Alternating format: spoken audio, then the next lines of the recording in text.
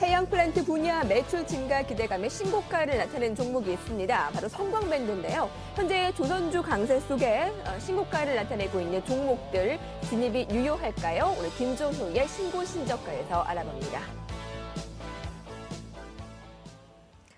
네, 김종희 연구위원과 함께합니다. 어서 오십시오. 안녕하십니까? 네, 최근에 이 경기 회복이 조선 또 넓혀져서 조선 기자재주들까지 확산되고 있는데 신고가를 나타내고 있는 종목들이 몇몇 보이죠? 네, 그렇습니다. 대표적으로 성광밴드가 지난번에도 한번 소개시켜드린 적이 있었습니다만 네. 다시 한번 또 신고가를 경신하는 모습이고요.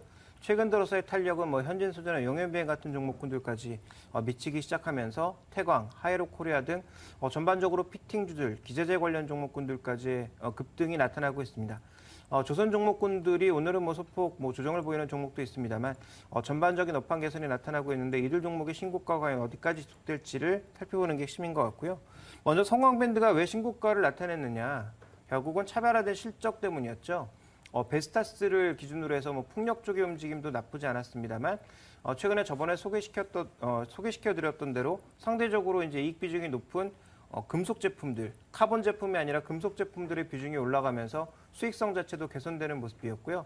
원재료 가격은 대부분 하향 안정세를 보여주고 있다는 점, 그리고 해양 플랜트를 기점으로 해서 피팅 수요가 견조했다는 점, 그리고 향후 수주 잔고가 계속 쌓여있다는 점 때문에 과거 이제 시가총액 1위까지 갔었던 태광보다는 최근에는 성광밴드 쪽으로 좀 더 시장의 매기가 이동하는 모습을 보였고요. 이것이 다른 종목으로의 추가적인 상승 요인으로까지 나타난 양상이었습니다. 그런데 이제 두 가지를 확인해 봐야 될 것 같은데요. 가장 먼저 이제 우리가 확인해 봐야 될 것은 이 조선업종의 상승세가 과연 어디까지 지속될지 여부를 확인해 볼 필요가 있을 것 같고요.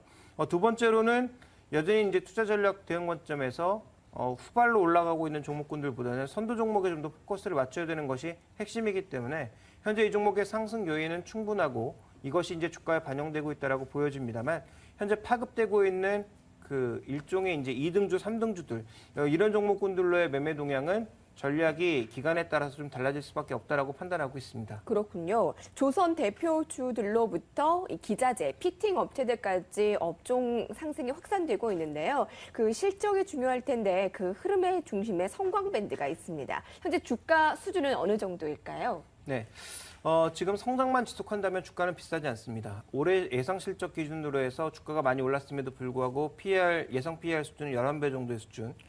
PBR 수준을 보면 한 2.4배 정도의 수준이기 때문에 향후 이제 풍부한 수장고를 바탕으로 해서 이런 수익성이 이어질 수 있다면 현재 주가는 비싸다라고 볼 수 없는 상황이죠. 네. 다만 이 종목의 이제 추가적인 증설이라든지 이런 것들이 제한적인 상황이라는 점을 고려해 본다면 향후 시장이 더 커졌을 때 과연 주가와 밸류에이션이 어디까지 높아질 수 있을지는 좀 더 확인이 필요한 구간이고요. 역시 이 종목은 단일로 움직일 수 없고 전방 산업의 움직임이 이 종목의 이제 주가 동향을 좌지우지하기 때문에 전방 산업을 지켜보는 게 핵심이 아닌가라고 판단하고 있습니다. 이 종목들의 핵심은 이 조선주인 만큼 경기가 얼마나 좋아지느냐, 그리고 조선업황의 상승세가 어디까지 이어지느냐, 아까 말씀하신 대로 그것이 포인트가 될 텐데요. 지금 이 3만 원대 흐름 초반 나타내고 있는데 하나대투증권에서는 3만 2천 원의 목표 주가, 이제 얼마 안 남았죠? 대폭 상향했습니다. 4만 1천 원까지요. 자, 투자 전략 어떻게 세우는 것이 좋을지요?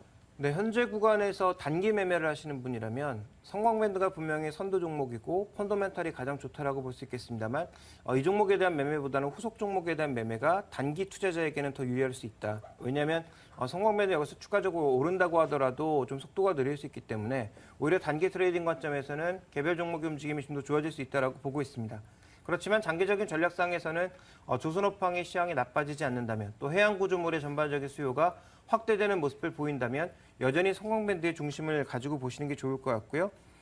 성광밴드를 가지고 계신 분들도 제가 지난번에 소개시켜드릴 때는 매수 관점에서 말씀드렸지만 이제 이 가격부터는 서서히 이제 경계감을 가지면서 외국인들이 최근에 많이 지분을 확보하고 있는 상황이기 때문에 외국인들의 시각이 변한다면 빠르게 비중 축소도 필요한 시점이 아닌가 판단을 하고 있습니다.